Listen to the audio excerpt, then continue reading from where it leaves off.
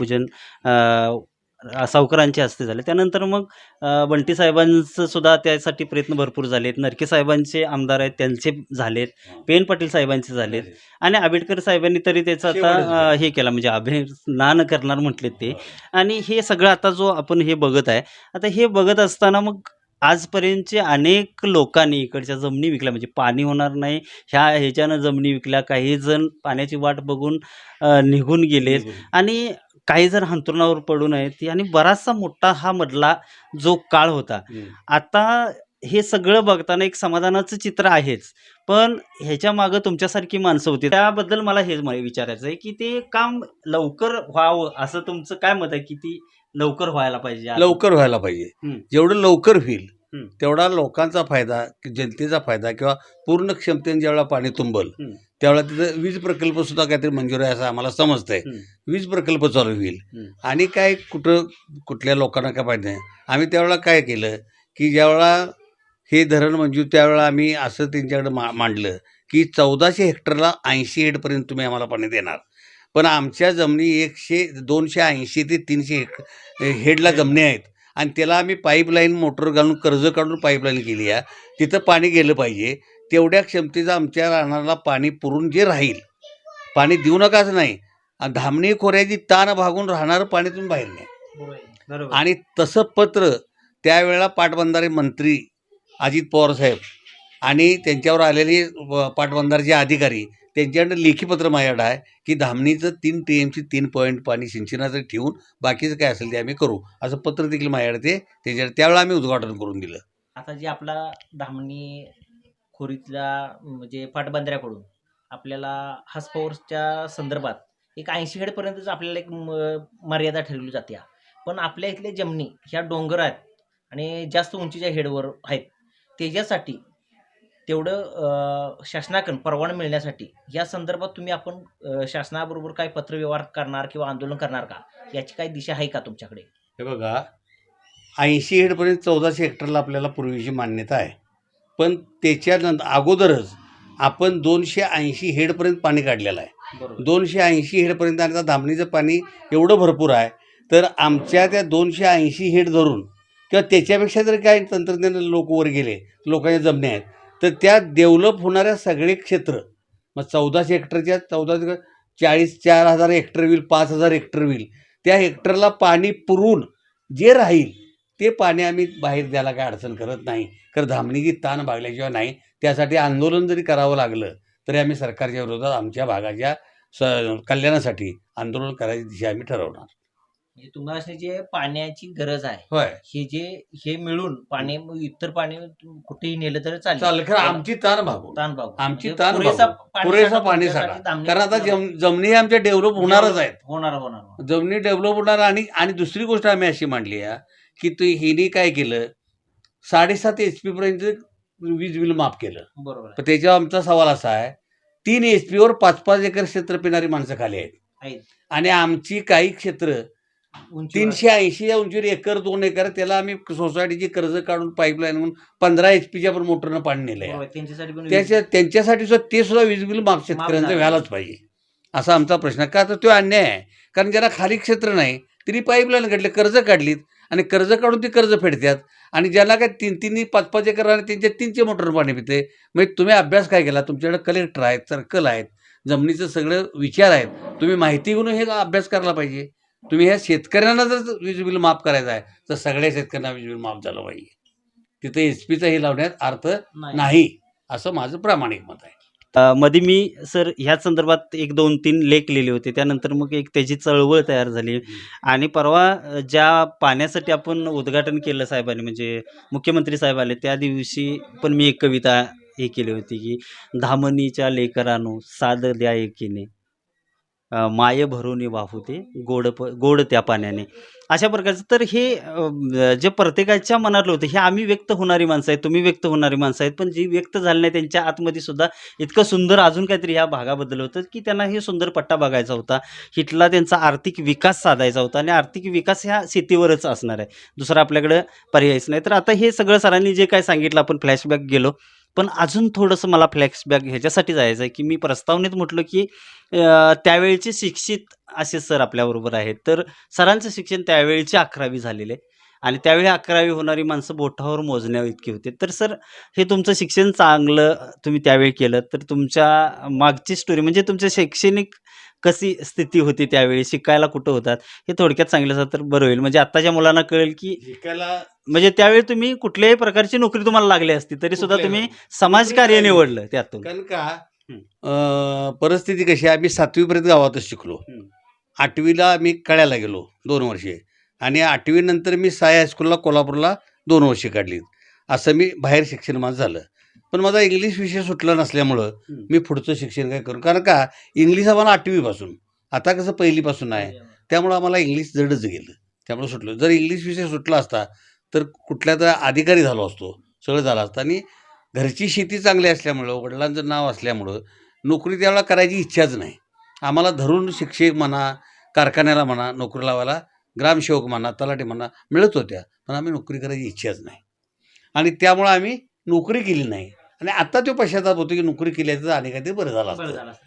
आणि एक विषय, तुम्ही एकतर काँग्रेसच्या ह्याच्यात वाढलेला वाढलेलं आहे. तुमचं घरदार हे सगळं म्हणजे काँग्रेसचा काँग्रेस. विचार तुमचा, आहे. पण तुम्ही डाव्या विचारसरणीकडे किंवा आमच्या हां, ते कसा काँग्रेस- गेलो? नागनाथांना नायकोडींच्या संपर्कात कसं आलं किंवा कसं? भारत पाटणकरांच्या संपर्कात कसं आलं आणि कसं ही एक वेगळ्या चळवळीत कसं काय ओढलं कसं गेलं? ते आता काय आहे, माझे वडील होते का नाही, ते पंचायत करायला 1 नंबर. भागात जर करायला तर माझ्या वडिलांना बोलवून घ्यायचं. कारण का समोरचा माणूस कोण आहे, मुलगा आहे का चूक आहे, चूक त्याला चूक, बरोबर त्याला बरोबर, तेच गुण आमच्यात उतरलं. आणि आम्ही राज्यातली काँग्रेसचं राज्य कुणाचं नाही, जवळचा दोस्त चुकलाय ना, तू चुकलायस, तुझं बरोबर आम्हाला वाटत नाही. आणि जो सार्वजनिक कामाला विरोध करील त्याच्या विरोध लढा करायचा हे आमच्या पहिल्यापासून रक्तात. आणि त्यामुळं नागनाथांसारख्या माणसांच्या बरोबर, पाटणकर साहेबांच्या बरोबर, पानसरेंच्या बरोबर, नामदेवराव गावडे, टेल पाटील अशी जी संघटनेतली माणसं डाव्या विचारात होती, त्यांचं विचार आमचं जुळलं. हे झालं पाहिजे, का होत नाही, गव्हर्नमेंटच्या हातात असताना ही गोष्ट का होत नाही, हे धरण का येत नाही, एवढं धरण का लांबतं. ज्या त्यावेळी जर धरणं पुरी झाली असती तर 25 वर्षे ज्या धरणाला लागली तर आमचा भाग 25 वर्ष पुढे गेला असता. बरोबर. आमच्या भागाचं नुकसान झालं. कारण का तुम्ही दुसरं बजेटच वाढवित नेलो. 117 कोटीचं बजेट आज 1000 कोटीवर गेलं. उद्या आणि 2 वर्षांनी ते 1100-1200 कोटीवर जाईल. पण आता मुलाखतीच्या शेवटाकडे येताना तुम्ही अनेक पावसाळे अनुभवलेले आहेत आणि तुम्ही स्वतःच शिक्षित असल्यामुळे ह्या भागाचा कायापालट होताना तुम्ही प्रत्येक वर्षी बघितलेला आहे. तर तुम्ही आत्ताच्या तरुणांना काय सांगू शकता, म्हणजे काय तुमचा सल्ला काय असणार आहे? आताच्या तरुणांना आता आम्ही काय, आता तरुण काय, आता कसं झालं, प्रत्येक माणूस पैशाच्या पाठीमागे लागला. शिक्षणापेक्षा आता पैसा कसा मिळायला लागलं, पिढी अशिक्षित राहायची वेळ आली. त्याचं कारण काय सांगतो, कुटुंब चालवायला पैसे लागतात. मग आता फरशी फिटिंग, सेंट्रिंगची कामं, पोरं 8वी 9वी झाली, 10वी झाली की आई बाबा म्हणतो आता तुला कुठं शिक्षणाला पैसे कुठले द्यायचं, काहीतरी कर. अशी पोरं आता बाहेर कामाला लागलीत हो. त्यामुळं पिढींचं नुकसान व्हायला लागलं.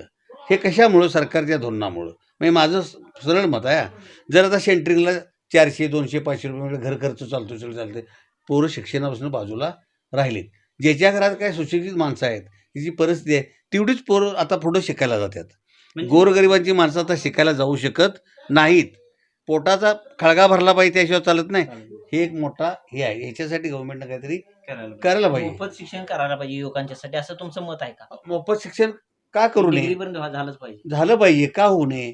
आता मुलींना आहे, तसं मुलांच्यासाठी मुलांच्यासाठी जो हा हो शाहू महाराजांनी शिक्षण. तरी त्यावेळी ते तसं हे काढला होता, जार काढला जार, होता, हां. सक्तीचं बरं, शिक्षण. आता तुमचं आणि आरोग्यमंत्री प्रकाश आंबेडकर यांचं एक रिलेशन पहिल्यापासून चांगलं आहे. आता याबद्दल, प्रकाश आंबेडकरांच्या बद्दल तुम्ही काय व्यक्त व्हाल? मला प्रकाश आंबेडकरांवर अभिमान आहे. एक तरुण कार्यकर्ता, चळवळीचा कार्यकर्ता, प्रत्येक कामात हिरेनं भाग घेऊन ते काम गव्हर्नमेंटकडनं भांडून आणणं करणं, हे त्यांचा हेतू अतिशय चांगला आहे. ते कुठल्या पक्षाचे असोत, मला पक्षापेक्षा काम करणारा माणूस आवडतो. मग ते आता भारताचा तर पक्ष काय थोडं नाहीत. मग आम्ही पक्ष म्हणजे तो काँग्रेसचा नाही, ज्यांनी काम केलं, बरं, जो माणूस काम करतोय तो कुठल्या पक्षाचा, ह्याच्याबद्दल आमचं मत अजिबात नाही. काम करणाऱ्या पाठीशी लोकांनी राहावं, एवढी आमची प्रामाणिक इच्छा आहे. धामणीसाठी त्यांचं योगदान कसं वाटतं? धामणीच्या काठी योगदान आंबेडकरनं म्हणजे अगदी रक्ताचं पाणी केलं आणि करून घेतलं. त्याप्रमाणे सावकरने सुद्धा धामणीच्या प्रकल्पासाठी अत्यंत मोठं काम केलं.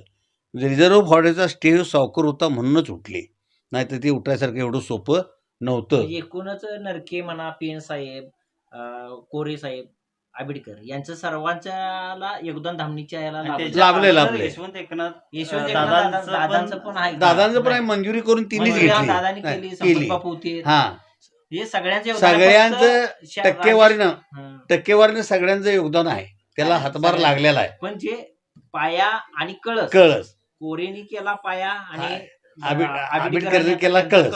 कळस हा, आणि मधला एक काय शासकीय दिरंगाईमुळे थांबला असेल. थांबलं, बरोबर आहे की. तर 3 तालुक्यातला या डॅमचा उपयोग होतो. म्हणजे 3 तालुके, पन्हाळा असेल, गगनबावडा असेल आणि राधानगरी, तर 3 तालुक्याच्या ताण भागवणारा हा प्रकल्प, 3 तालुक्याची शेती सुजलाम सुफलाम करणारा हा प्रकल्प, त्याचबरोबर अनेक पिढ्या घडणार आहेत ते या प्रकल्पामुळं.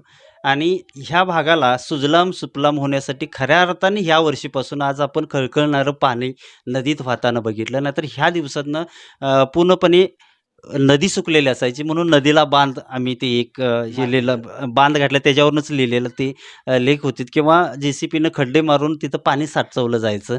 तर ते सुद्धा कालांतराने पाणी मिळेना असं झालेलं. आणि अशातच आज यावेळी यावर्षी आम्ही बघितलेलं जे स्वप्न होतं ते त्या पाण्यातून आम्ही पूर्ण केलं. म्हणजे ते स्वप्न बघून आमचं कृतार्थ झालो आम्ही. आणि त्याचबरोबर तुमच्याबरोबर बोलूनसुद्धा आम्हाला समाधान वाटलं, कारण हा इतिहास असणार आहे आणि भविष्यात हा इतिहास आणि इतिहासातलं तुम्ही मुख्य असणार आहात. कारण तुमच्यासारखीच माणसं योद्धे लागतात. म्हणजे मी एक पुस्तक वाचलं होतं, त्याच्या मागच्या पेजवर असं तुम्ही म्हटलात की बोलताना की अनेक अडचणी आल्या आणि संघर्ष करायला लागलेत.